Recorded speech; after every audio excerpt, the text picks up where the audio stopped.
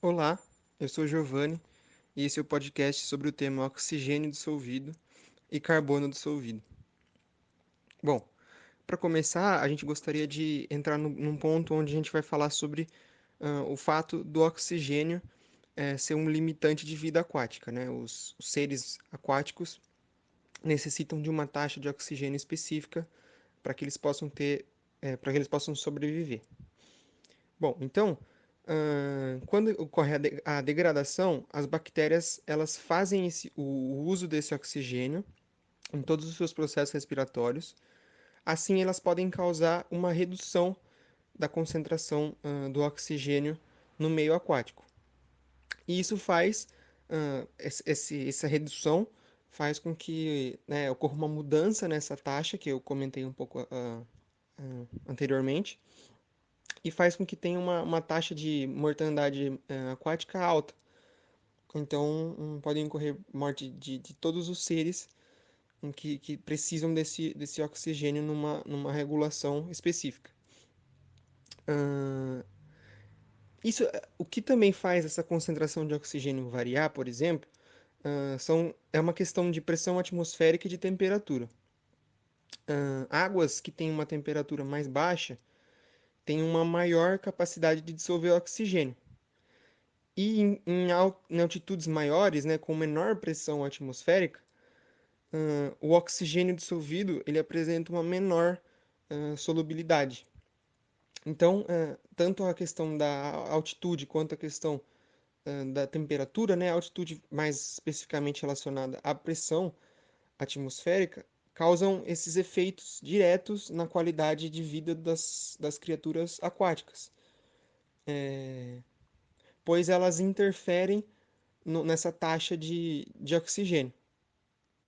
À medida, então, que quando o oxigênio ele fica menor, a concentração do oxigênio fica menor do que 2 miligramas por litro no meio, né, na água, no caso, é considerado uma taxa de concentração perigosa, ah, podendo causar assim, podendo causar não, mas sendo chamado assim de hipoxia, que nada mais é do que uma baixa concentração de oxigênio dissolvido na água. Então, realçar essa importância de se medir essa concentração de oxigênio como um dos fatores para se avaliar uma qualidade de água, qualidade de vida Bom, das meu nome é Matheus criaturas. Viana e eu vou continuar agora o nosso podcast. Então, o Giovanni falou sobre o oxigênio dissolvido e eu vou dar uma continuidade falando sobre o carbono dissolvido. Basicamente, esse carbono muitas vezes está em forma de matéria orgânica. E essa matéria orgânica, esse fluxo, né, de matéria orgânica é um componente importante na dinâmica de ecossistemas e dos impactos ambientais. A água da chuva, por exemplo, ao percolar esses ambientes terrestres, acaba transportando essas partículas orgânicas e as menores delas, a maior parcela delas, tem mais mobilidade espacial e são mais ativas no ponto de vista ecológico. E, na maioria dos estudos recentes, essas partículas são chamadas de dissolvidas. Esse carbono dissolvido pode ser transportado de algumas maneiras, como já citado anteriormente, através da precipitação e pela lavagem da biomassa, né?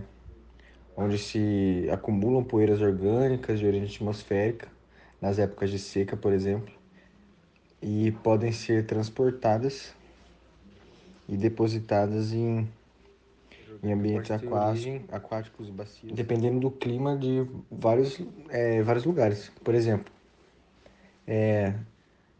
nas, deposi nas deposições úmidas, os exudatos solúveis podem ser secretados pela própria vegetação, sendo transportadas até a um curso d'água.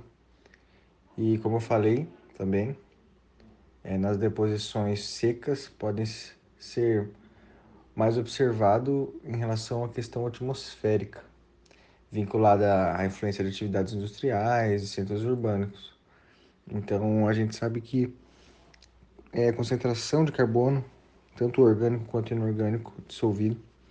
Ele tem influência de diversos fatores que podem ser afetados pelo manejo antrópico. Então, a gente precisa saber como manejar o sistema da melhor forma, entender como cada ambiente reage a determinadas situações. Bom, esse foi o nosso podcast. Espero que tenha gostado.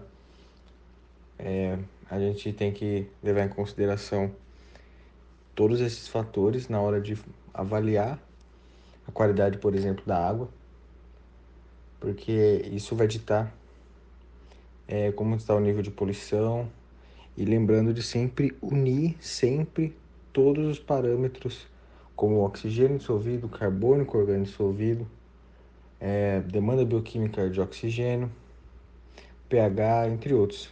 Então, a junção de todos esses fatores vai fazer com que a gente chegue num diagnóstico melhor.